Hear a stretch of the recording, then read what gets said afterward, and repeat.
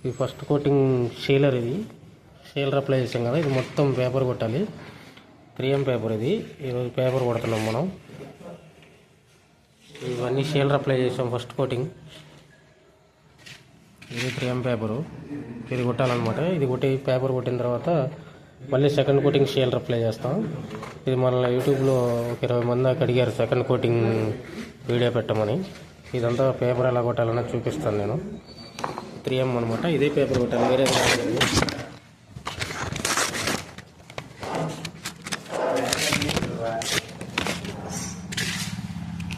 మనం ఇలా నీట్గా కొడతాం. పేపర్ అనేది 30 లైన్స్ ఉంటే అట్లా కొట్టాలి నీట్గా.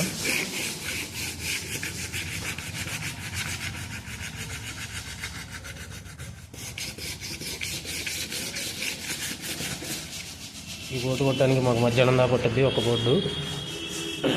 షీలర్ మీద ఇలా ప్రతి ఒక్కటి మెరుపులు లేకుండా నీట్గా కొట్టాలి. మేము నీట్గా కొడతాం. చూడండి, ఇది ఇలా కొట్టాలన్నమాట. ఈ బోర్డు మధ్యాహ్నం దాకా పడుతుంది.